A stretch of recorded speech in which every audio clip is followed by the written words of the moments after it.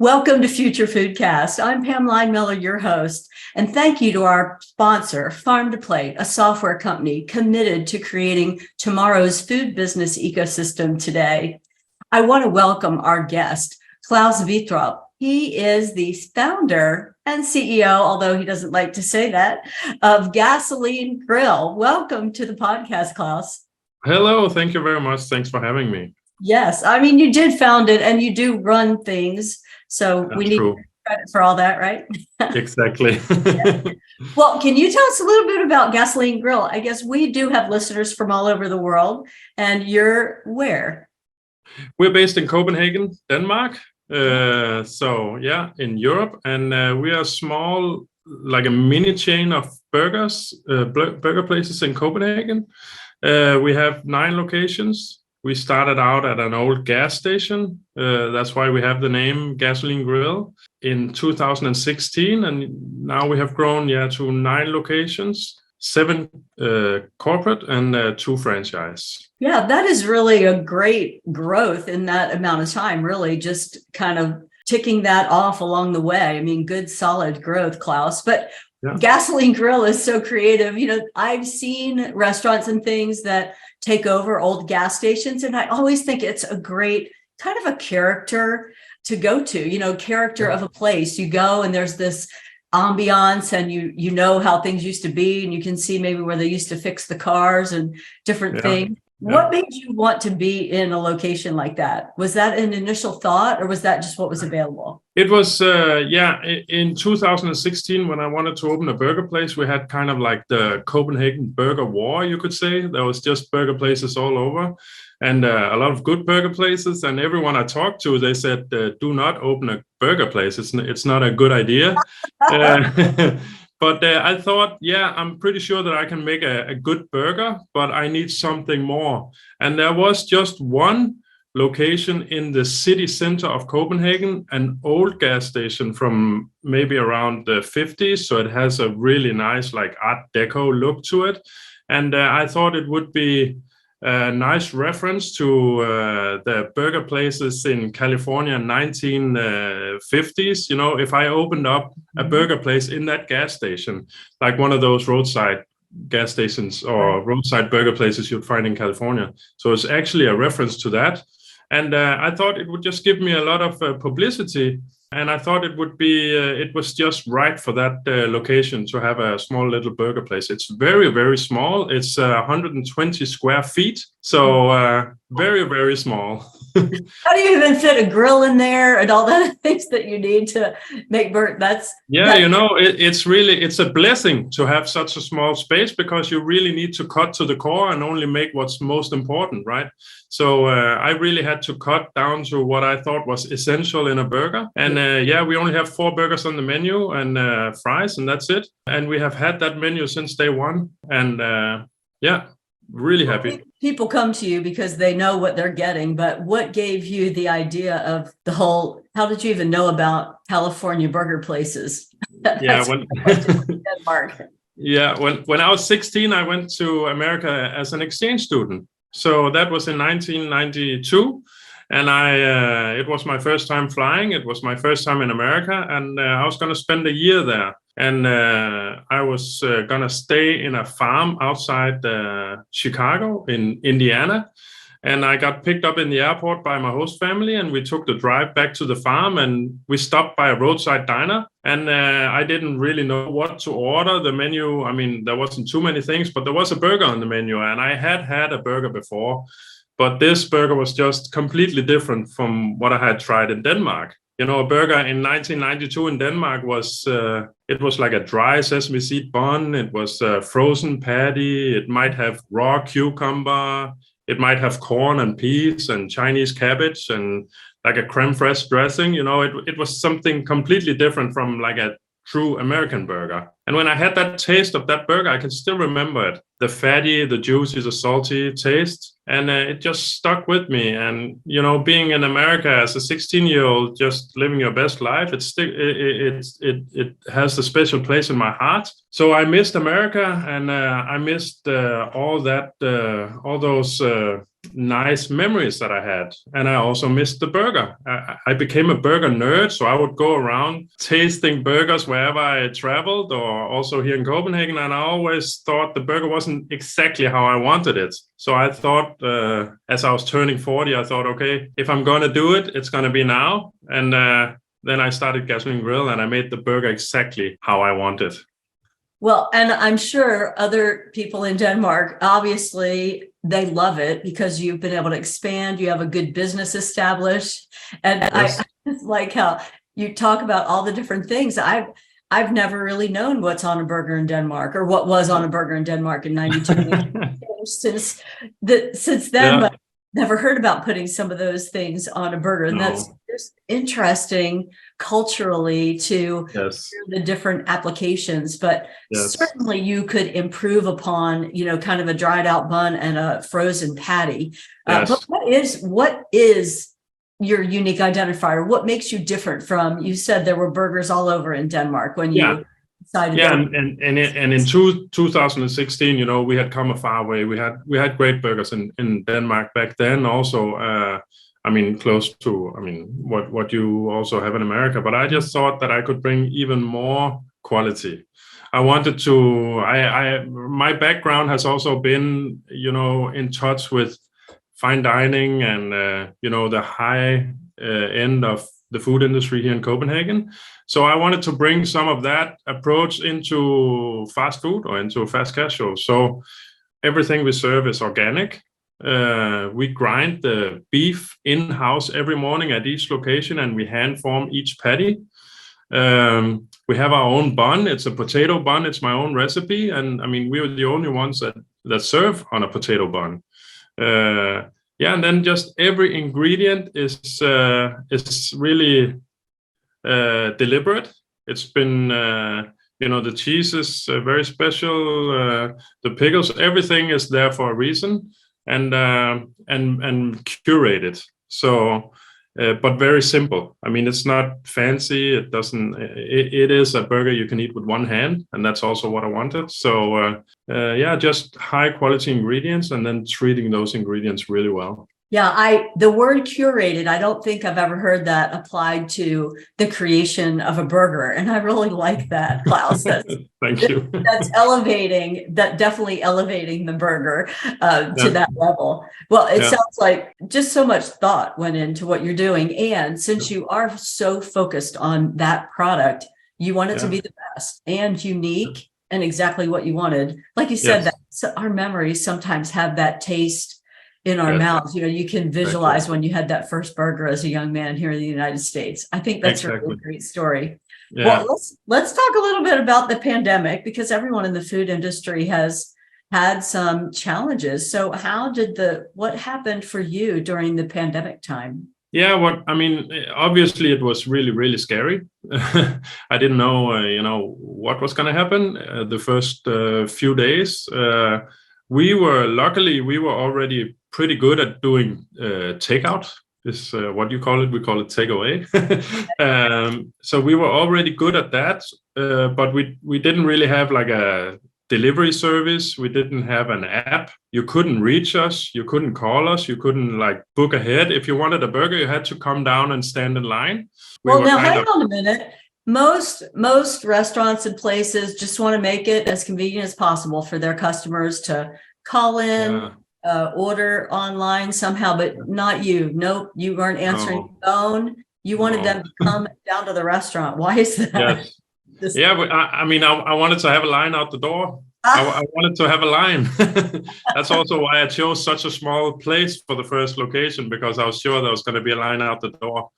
But that's kind of genius from a marketing perspective, because that draws people to you. When you see a line at a place, you think, wow, they must have something really great. People are lined up waiting for that.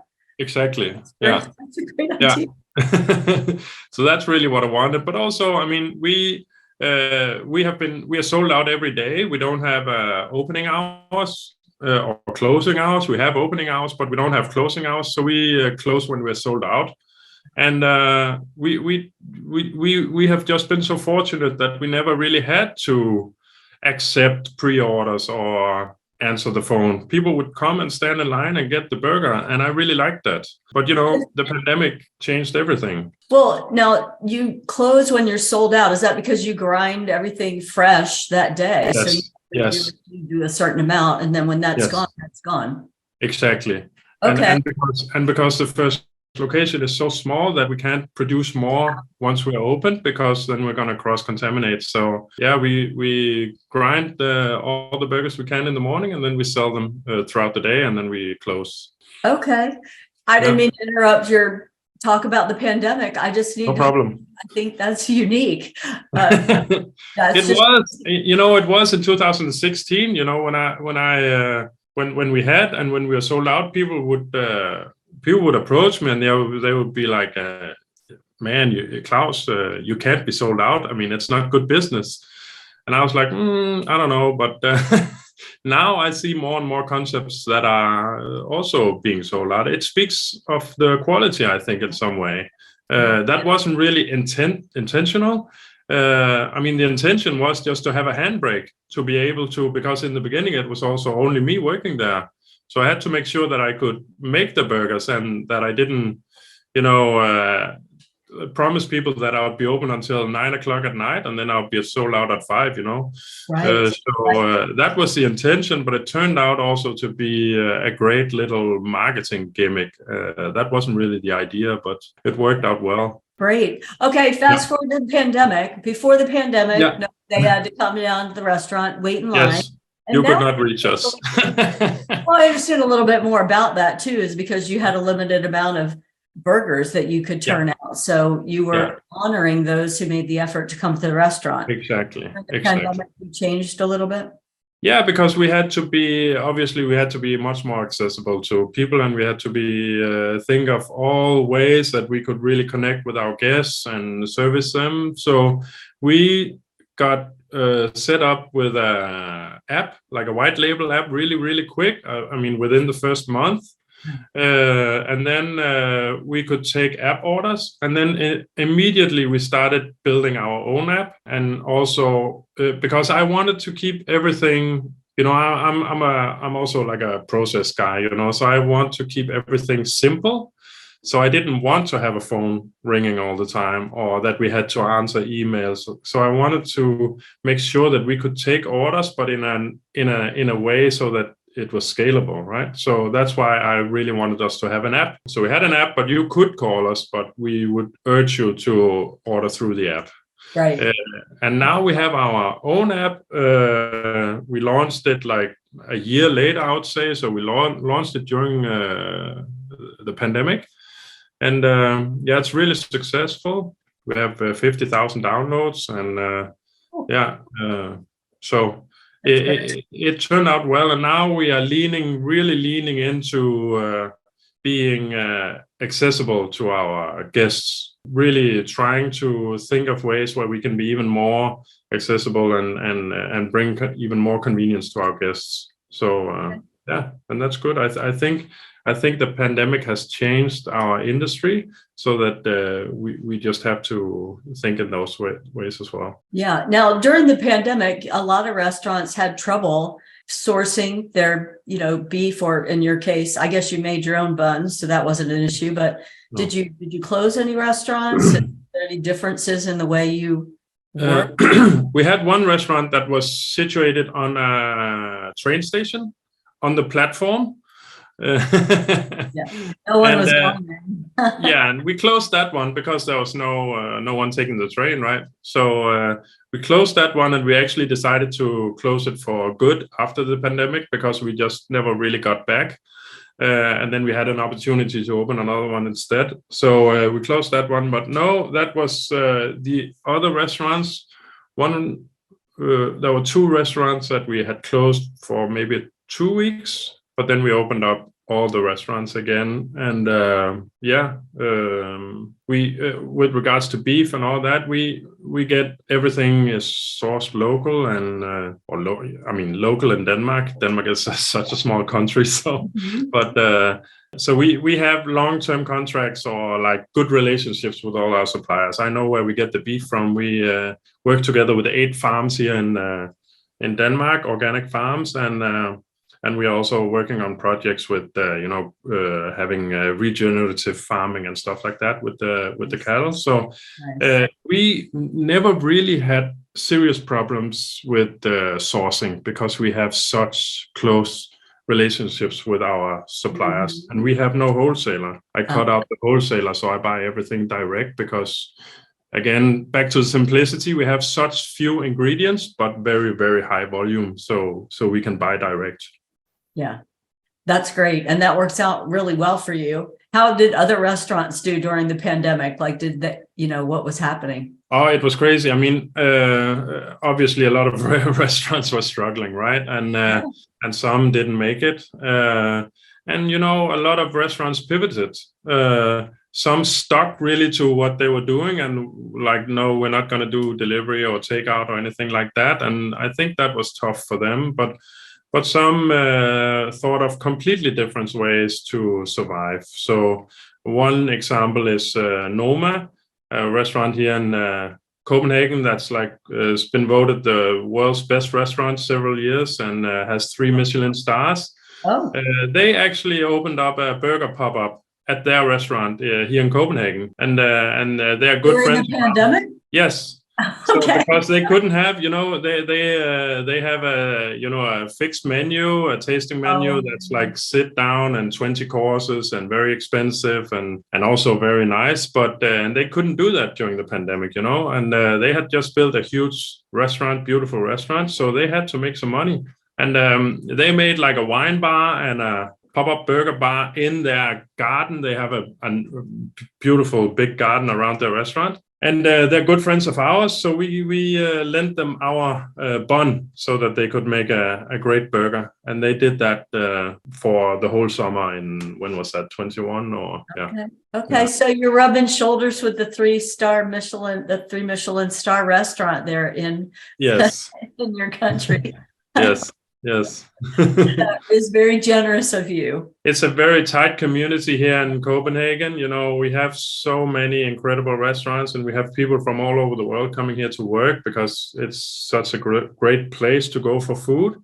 And we're all friends because we know that we might work for each other, someday out in the future. So everyone is... I guess it's, kind of a closed community and you never know, but I think it speaks to the confidence that you have in your burger and your business. You were not feeling threatened. You were sharing, your signature bun, honestly, which is your recipe.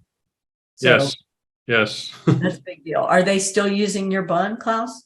No, not anymore. They actually decided to open up a permanent burger place, and now they have their own bun. So I couldn't go that far. Okay, there's still enough burgers for everyone, and there's obviously still have a thriving business. So that's really great. Such a fun story, and I'm glad that you did that. And it seems like it's just a really neat community there, and like you said, small country. Yeah, and people know each other, and you might end up working with or for someone else in the restaurant industry because. Exactly.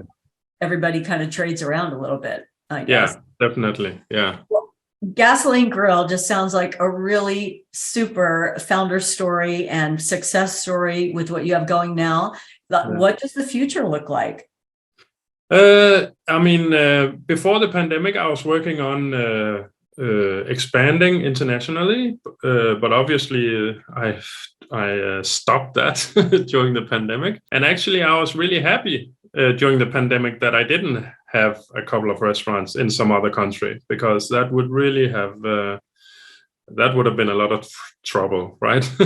So, but now I'm ready to pick it up again, and I'm looking to expand internationally. So that's what I'm spending most of my time on. Okay. And also the pandemic really taught me that. Before I thought that we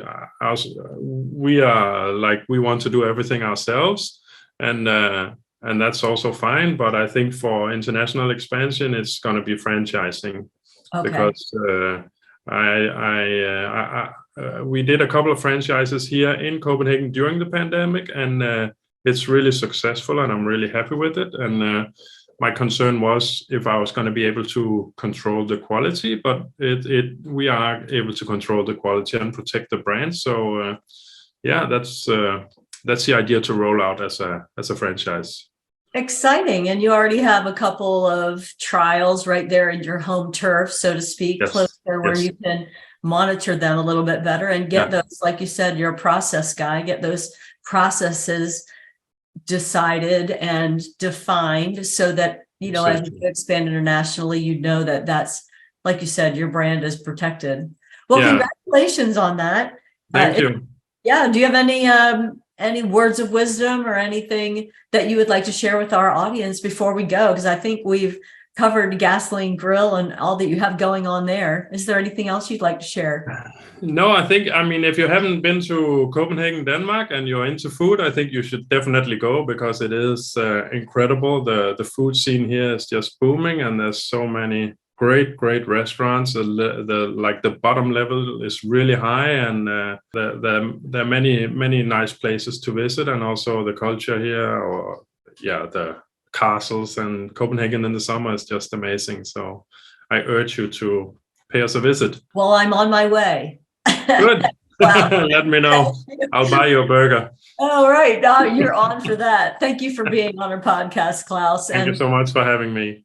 Thank you also to our sponsor, Farm to Plate. They're enabling better food supply chain management today. You can find out more at farmtoplate.io. Thanks for listening to Future Foodcast. Future Foodcast is powered by Farm to Plate, the leading food blockchain platform. Subscribe on YouTube or wherever you listen to podcasts to stay up to date with the very latest innovations in the food industry.